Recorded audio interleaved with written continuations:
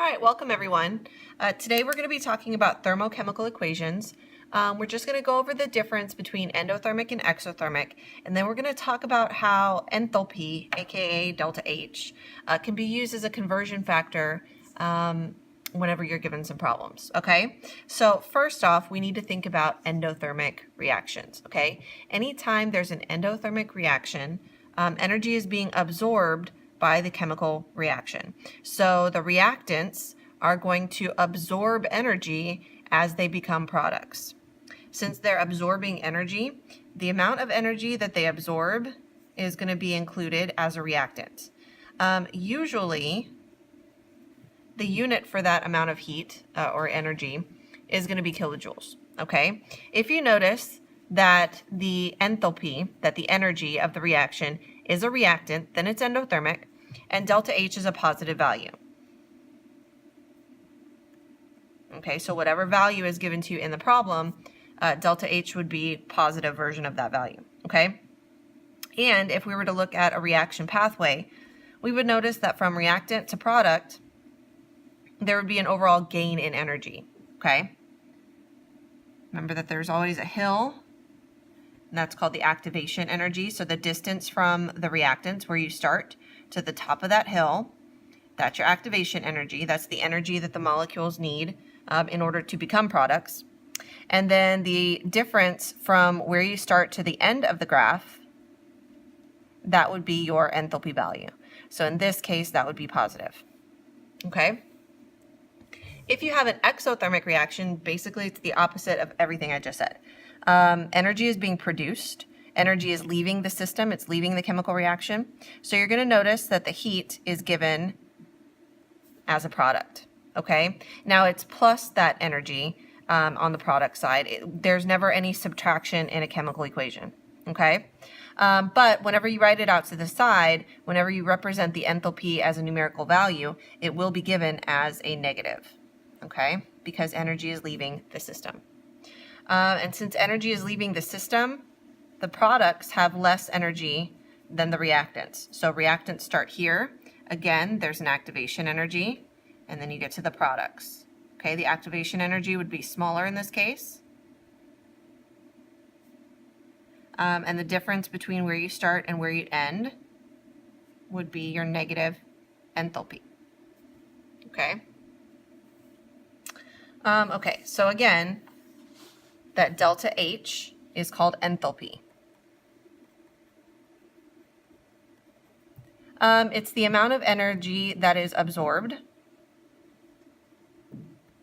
or released during a chemical reaction, okay? Usually, energy is going to be absorbed or released as heat. So that will be the form of the energy that's entering or leaving the system, okay? And it's represented in units of kilojoules per mole. Okay, so that's kilojoules per mole of reaction. So for example, so you can just see kind of what I'm talking about here. I have the equation for the synthesis of water. So 2 hydrogens and an oxygen form water. Another way to think about that is 2 moles of hydrogen and 1 mole of oxygen react to form 2 moles of water. In the process, we can see that 572 kilojoules of energy is produced, okay? Which means that if I was to write it out to the side, it would be a negative value, right? It would be negative 572 kilojoules. Energy is leaving the system, okay? So 572 kilojoules of energy in the form of heat is going to be produced every time 2 moles of hydrogen reacts, or every time 1 mole of oxygen reacts, okay? Or every time 2 moles of water is produced, we're going to get 572 kilojoules of energy. Okay, so every time this reaction happens as it's written, we're going to get 572 kilojoules of energy. Okay, knowing that, we can use enthalpy as a conversion factor. Okay, it can be used with the coefficients as a conversion factor. Okay, so for example, we said that that was 572 kilojoules, right? So we would lose 572 kilojoules of energy every time 2 moles of H2 reacts. So you can see that I can use it top and bottom like that, or for every 2 moles of hydrogen that reacts, we get 572 kilojoules of energy. Okay, so we can use it. It doesn't matter which way you do it with conversion factors.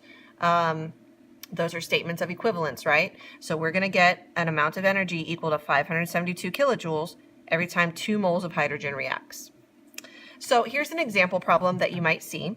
If 14 grams of oxygen reacts, how much heat is produced? Okay, so it's kind of like a stoichiometry problem, except the nice thing is that the equation is provided to you, right? You have the thermochemical equation right here.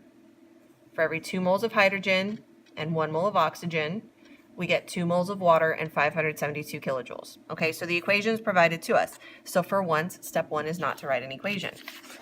Instead, for step 1, we're going to start with the given amount, which, if I look at the problem, is 14 grams of O2. So I'm going to put 14 grams O2. Okay.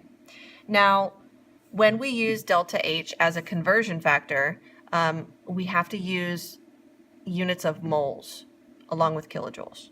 We don't have moles right now, so the next step is going to be to convert the given to moles. If we're starting with grams, then of course we would use molar mass from the periodic table to convert grams to moles. And if we look, I believe it's 31.998 grams of O2. Remember, you have to double that mass from the periodic table because there's 2 oxygens, is equal to 1 mole of O2. And then once we've converted the given to moles, then we need to use the enthalpy as a conversion factor. So the coefficient in front of oxygen was 1, and we need our units to cancel out. So I'm going to say for every 1 mole of O2, 572 kilojoules of energy is produced, okay? And that energy, again, is going to be in the form of heat. So where it asked for heat, that's the same as energy. So this is just fine, okay? Again, it's just dimensional analysis. So once we've got everything set up, we just go ahead and do the math, okay? So we have 14 times 1 times negative 572 on top. Again, you can leave out the 1 because mathematically it doesn't matter, right? So we got the top, it's negative 8,008 on top. And then on the bottom, we have 31.998 times 1. Again, that's going to come out to 31.998 on the bottom. Last step, take the top product and divide it by the bottom product. So I'm going to divide by 31.998. And so I end up with negative 250 point every number that's left. Okay, so what we're going to do, if I look back at the problem, that 0 after the decimal counts as a significant figure. So there's 3 sig figs there. I'm going to keep 3 sig figs in my answer. So negative 250 and a decimal point. And again, the unit is kilojoules. Okay, so that would be the final answer. So it's just like stoichiometry, except that you're going to use enthalpy as a conversion factor along with the coefficient for the substance that you're given at the end. Okay, so that's going to be your last conversion factor.